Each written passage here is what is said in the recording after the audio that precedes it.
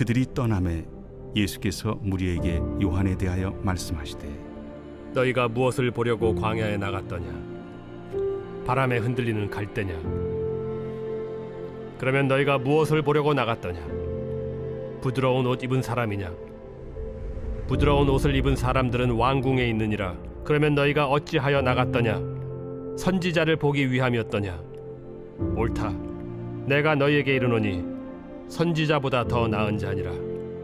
기록된 바 보라, 내가 내 사자를 내 앞에 보내노니 그가 내 길을 내 앞에 준비하리라 하신 것이 이 사람에 대한 말씀이니라.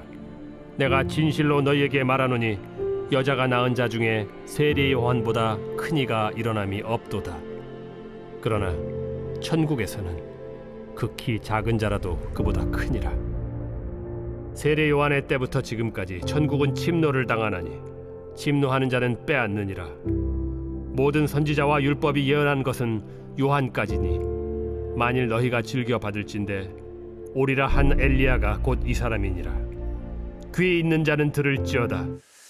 2022년도 연말이 얼마 남지 않았습니다. 올 한 해도 이제 우리가 마무리를 향해서 좀 나가고 있는데 연말이 다가 보니까 우리 주변에 보이는 것들이 참으로 형용색색 참 불빛이 번쩍이고 하는 일들이 참 많이 있습니다. 화려한 조명, 멋진 트리, 그리고 거리 곳곳에서 크리스마스 캐롤, 이런 음악도 우리의 마음을 참 따뜻하게 해주는 것 같습니다. 아마 모든 사람들의 바람은 이번 연말도 우리가 잘 보내고 또 새해에는 다시금 회복되길 바라는 그런 간절함이 다 묻어 있는 듯합니다. 하지만 우리는 지금 다시 오실 주님을 기다리는 그런 삶의 한복판에 조금 있다고 하는 것을 우리는 기억해야 할 것입니다. 그리고 우리는 이 기다림 속에서 언제 주님 다시 오실는지 알 수는 없지만, 그러나 그날과 그 시는 모르나 우리가 늘 기다림 속에서 기대감을 가지고 우리가 하루하루를 살아가야 할 줄로 믿습니다.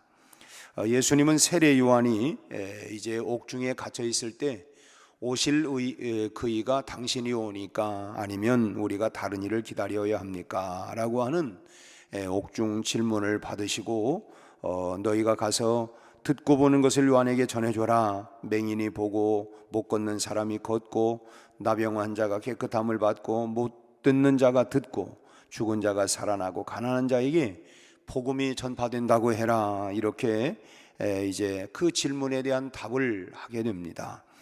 그리고 이제 이들이 떠났을 때에 오늘 본문 7절 말씀부터는 무리에게 세례 요한에 대해서 이제 전해주고 있는 내용이죠. 지금 예수님은 세례 요한에 대해서 9절 말씀을 보면 선지자, 그리고 14절 말씀을 보면 엘리야다, 그는 선지자요 엘리야다라고 이렇게 소개를 하고 있습니다. 근데 예수님께서 정작 하고 싶은 말씀은 세례 요한이 누구인가? 지금 세례 요한이 선지자 중에 선지자인 엘리야이냐 아니냐, 이것을 판단하려고 하는 것에 있지 않다고 하는 것입니다. 오히려 예수님께서는 세례 요한이 행한 일에 대해서 지금 말씀하기를 원하시는 것이죠. 세례 요한이 어떤 존재냐라고 하는 것보다는 그가 지금 이제 행한 일이 무엇냐, 그 행한 일에 대해서 지금 말씀을 하기를 원하시는 것입니다. 우리는 종종 이 상황이라고 하는 것에 집중할 때가 참 많이 있죠. 당장 눈앞에 보이는 현상에 몰두해서, 그래서 본질을 그냥 희석시킬 때가 참 많습니다. 하지만 우리는 지금 보는 것에 집중하기보다는 그 너머에 있는, 마치 뭐냐면 이런 것이죠. 저 사람이 저런 행동을 했어. 그 당장 눈앞에 드러난 행동보다는 저 사람이 그렇게 했던 그 이유가 뭘까? 그런 것이 왜 저런 일을 했을까라고 하는 그 너머에 있는 것을 우리가 봐야 된다. 좀 표현을 하자면 그런 내용입니다. 그러니까 참 우리가 당장 눈에 보이는 어떤 현상들, 이런 것 때문에 우리가 아우성을 하거나 집중하기보다는 그 너머에서 하나님께서 일하심에 대하여 주목해야 된다고 하는 것입니다. 지금 이런 문제가 생겼고 이런 사건이 벌어졌지만, 그러나 하나님이 어떻게 일을 다루실까?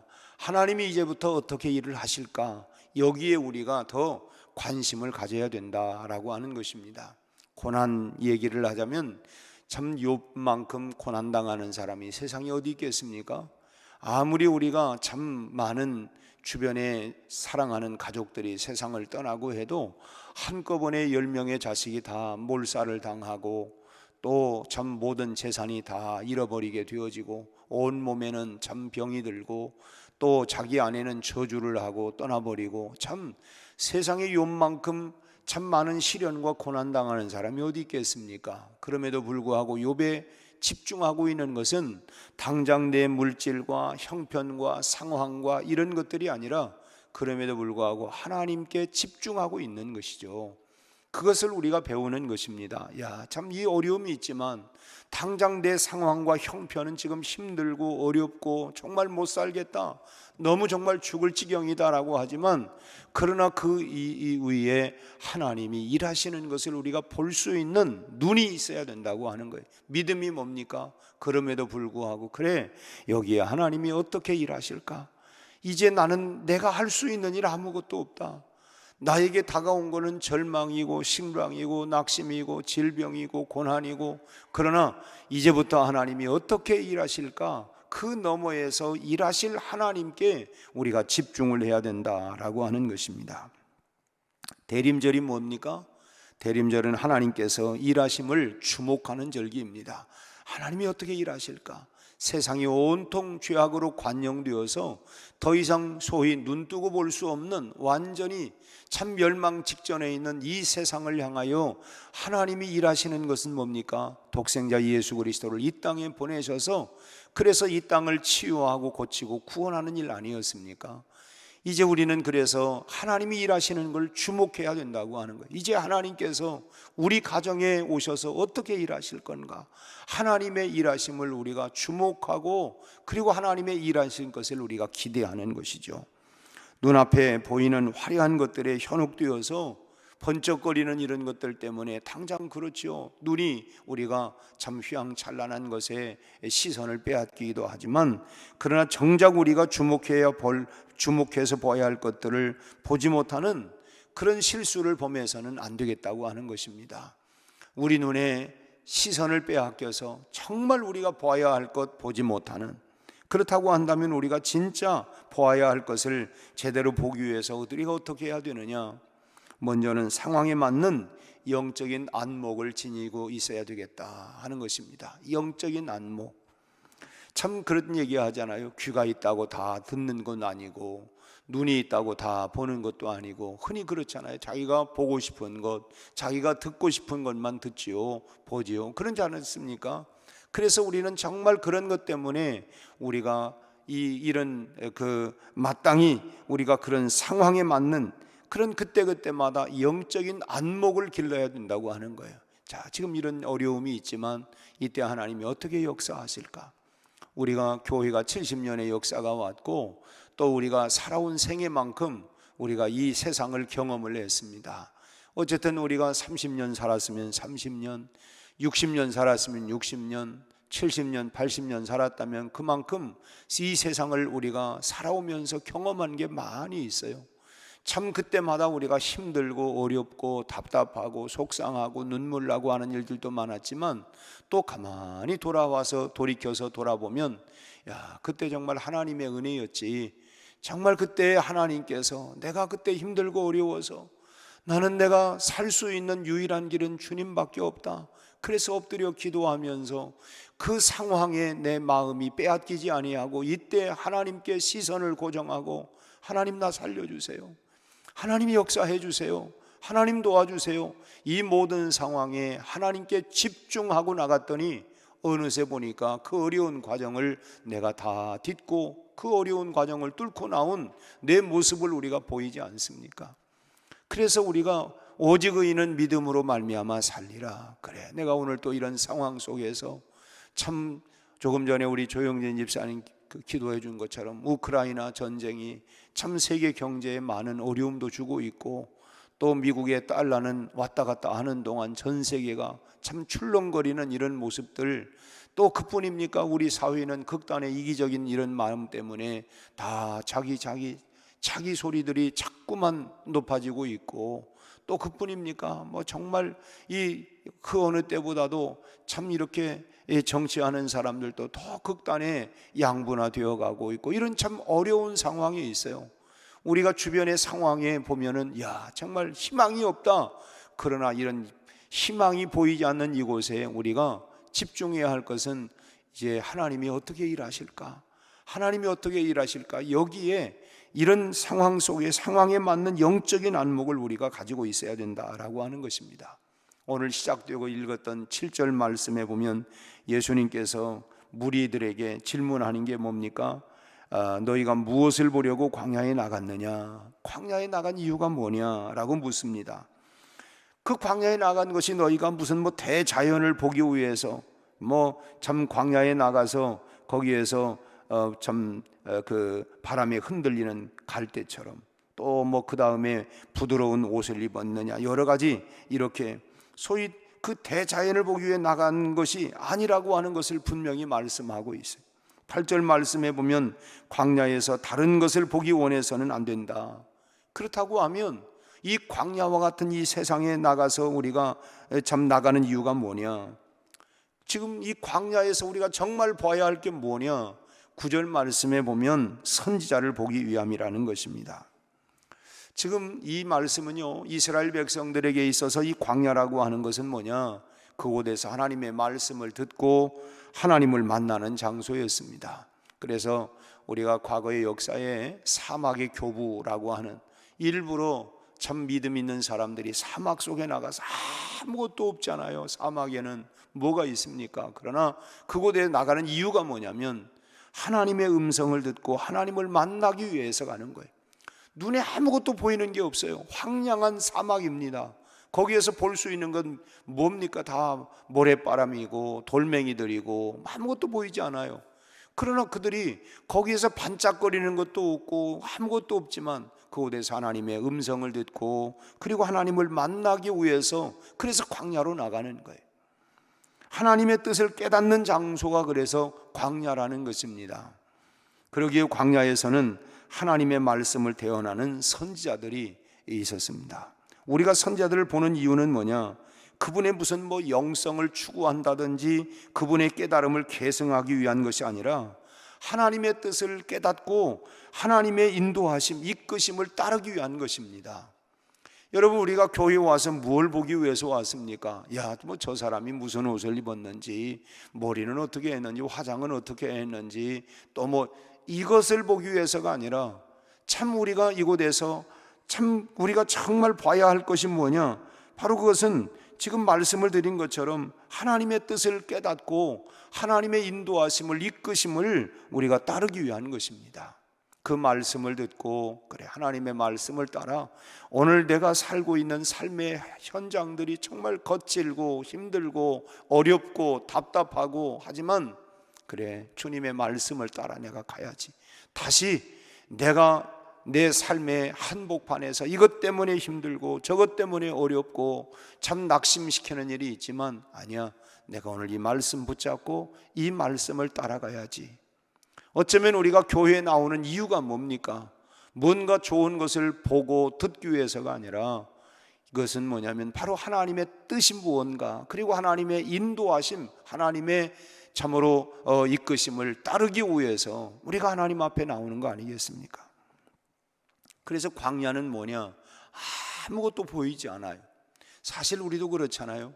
우리가 정말 아무것도 이제 다 잃어버리고 정말 어렵고 힘들면 이제는 아무것도 어떻게 움켜질 게 없고 붙들 게 없는 거예요. 그러니까 어떻게 됩니까? 그 광야죠, 광야. 내 인생의 광야. 이때는 어찌 보면 하나님의 음성이 잘 들리는 때가 아닙니까? 참 내가 너무 아프고 힘들고 어떤 붙잡을 어떤 참 붙잡을 만한 어떤 나뭇가지도 없어요. 그럼 어떻게 됩니까? 하나님 나 살려주세요. 나는 이제 하나님밖에 없습니다. 어째 보면 내 인생의 광야는 하나님을 바라볼 수 있는, 하나님의 음성을 들을 수 있는, 하나님의 뜻을 깨달을 수 있는, 하나님의 참으로 이끄심을 따를 수 있는 가장 좋은 길이라는 거예요. 사실 우리가 다 그런 얘기 하잖아요. 마음은 원이로 돼 육신이 약하여. 나도 다 그렇게 하려고 했죠. 몰라서 못합니까 우리가? 몰라서 못하는 게 아니라 그게 안 되는 거예요. 그러나 막상 내 인생의 광야를 닥치게 되어지면 붙잡을 수밖에 없는 거예요. 벼랑 끝에 떨어져 있는 내 상황이 여러분 어떻게 주님의 손을 안 붙잡을 수 있습니까? 내가 움켜쥐는 것이죠. 그러다 보니까 하나님의 음성을 듣는 것이고, 그래서 우리가 그 속에서, 그 상황 속에서 결국은 하나님을 만나는 거 아닙니까? 많은 분들의 간증들이 들어보면 참, 저 속에서 하나님을 만났구나. 그 사람들의 하나님을 만나는 사건들, 상황들을 보면 그 당시 형편과 상황이 너무너무 힘들고 어려워서 인생의 광야에서 광야, 그 광야에서 하나님의 뜻을 따르고 깨닫고 따라가다 보니까 하나님이 이렇게 내 삶을 역전시켜 주셨습니다. 나에게는 복을 주셨습니다. 그래서 우리는 이 대림절 기간 주님께 우리가 집중하는 시간이 되어야 된다라고 하는 거예요. 두 번째로는 약속의 성취를 주목해야 합니다. 예수님께서 광야에서 선지자를 주목해야 할 이유에 대해서 말씀을 하셨는데, 그것은 하나님의 약속의 말씀이 성취되고 있다고 하는 것을 주목하라고 하는 것입니다. 지금 이렇게 이런저런 상황 때문에 보니까 이럴 때 무슨 하나님이 어디 계시냐 하는 것처럼 이런 생각도 들 수도 있지만 아니다. 하나님의 약속은, 그 약속의 말씀은 성취되고 있다. 10절 말씀을 같이 한번 읽겠습니다. 10절 기록된 바 보라, 내가 내 사자를 내 앞에 보내노니 그가 내 길을 내 앞에 준비하리라 하신 것이 이 사람에 대한 말씀이니라. 지금 예수님께서 인용하신 이 말씀은 말라기 3장에 나오는 메시아의 길을 예비하라고 하는 그런 예언의 말씀을 인용하고 있는 내용입니다. 그런데 그 길을 예비하는 자가 누구냐? 바로 세례 요한이라고 하는 것이죠. 예수님께서 세례 요한을 선지자로 말씀하신 이유가 바로 여기에 있습니다.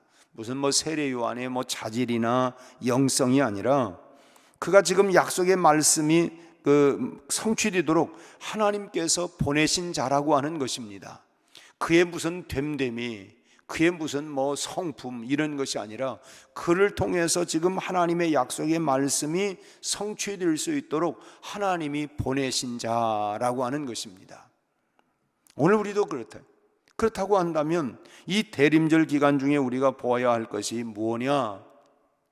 오늘 우리가 새벽을 깨우면서 다시 오실 주님을 기다리는 영적인 안목을 우리는 회복해야 되겠다라고 하는 것입니다. 참 분주한 생활 삶 속에서 우리가 다 그럴 것이다라고 하는 것은 우리가 생각도 하고 있고 그렇게 하고 있지만, 진즉 우리가 다시 오실 주님을 정말 내가 사모하고 기다리고 있는가?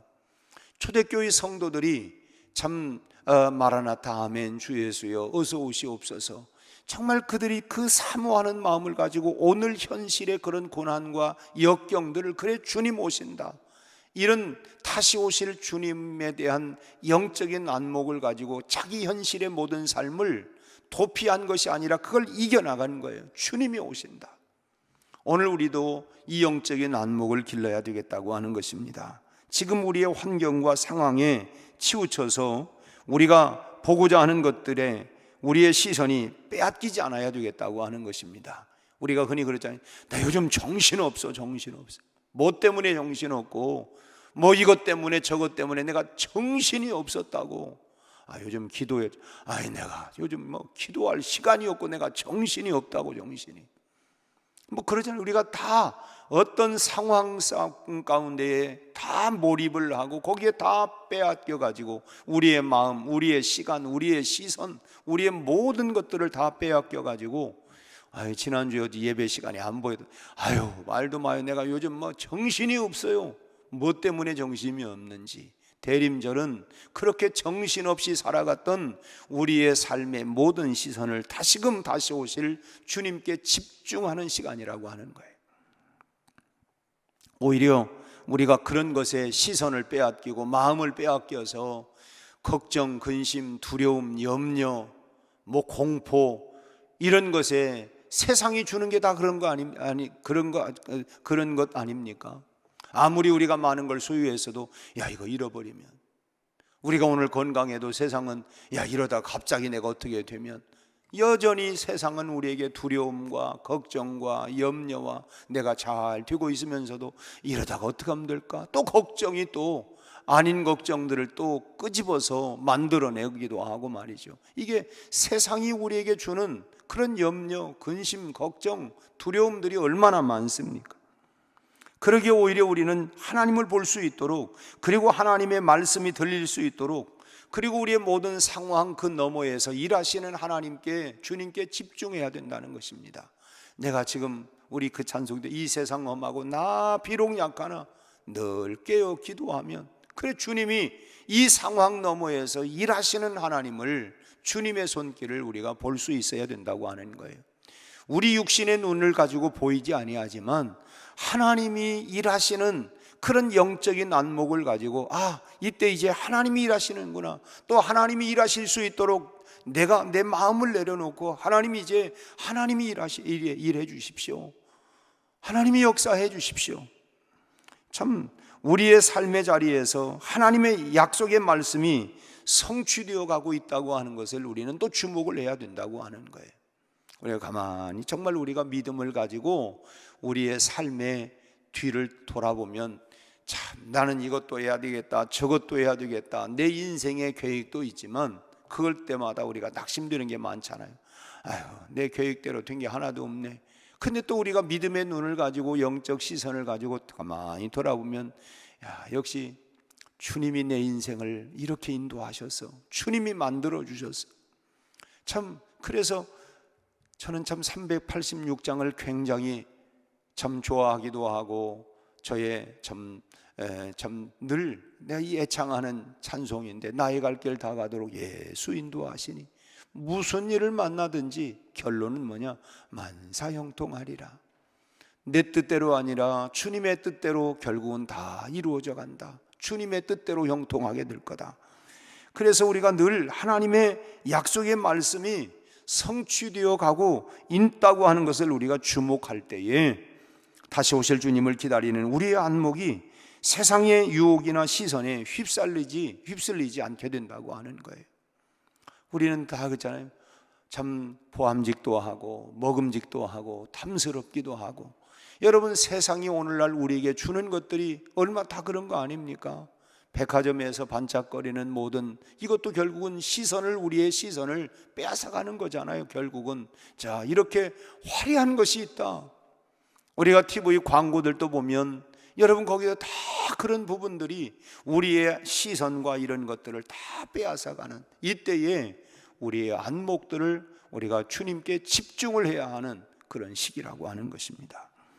우리는 화려한 세상에 집중하는 것이 아니라 우리를 구원하기 위해서, 나 같은 죄인을 구원하기 위해서 오신 예수님께 우리가 다시금 집중해야 된다고 하는 거예요. 그래서 우리의 시선이 세상에 사로잡히지 아니하고 다시금 우리는 아기 예수님께로 집중해서 대림절의 참된 의미를 우리가 기억해야 할 줄로 믿습니다.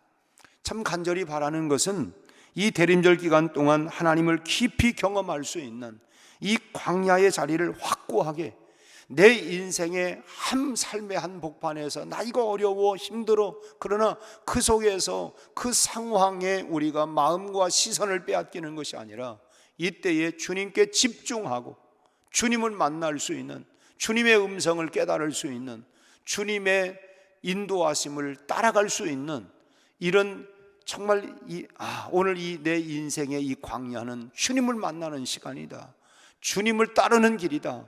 그래서 정말 우리가 이 분주하고 그런 여러 상황들이 우리를 힘들게 한다 할지라도 다시금 이 광야에서 주의 음성을 듣고 따랐던 너희가 무엇을 보려고 광야에 나왔냐?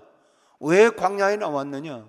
결국은 선지자 하나님의 말씀을 듣고 그리고 주님께 집중하기 위해서. 그래서 우리가 사실은 성전에 오는 것도 다른 거 아니죠. 우리가 하나님의 음성을 듣고 주님께 집중하기 위해서, 내가 세상의 분주한 삶 속에서 상처도 있고 어려움도 이것 때문에 저것 때문에 참 많이 있지만, 이때 내가 다시금 이 주님께 집중하기 위해서, 내가 하나님 앞에 나오는 것은 내가 주님을 집중하고 주님을 따르기 위해서. 왜냐? 그것만이 우리가 살 길이기 때문에 그런 거예요. 그래서 요란한 세상 속에서 하나님의 말씀이 이런 가운데에서도 성취되어 가고 있다고 하는 사실을 우리가 기억하고 하나님께서 일하고 계신다고 하는 것을 고백하면서 오늘도 그래, 하나님이 오늘도 내 삶을 인도하시고 하나님이 나를 통하여 일하고 계신다. 우리 그런 찬양, 일하고 계시잖아요. 남들은 뭐 어떨지라도 하나님은 오늘도 나를 통하여 일하고 계신다. 오늘 우리 가정에 하나님이 일하고 계신다. 또 하나님이 일하실 수 있도록 우리가 그 일자리를 내어드리는 것입니다.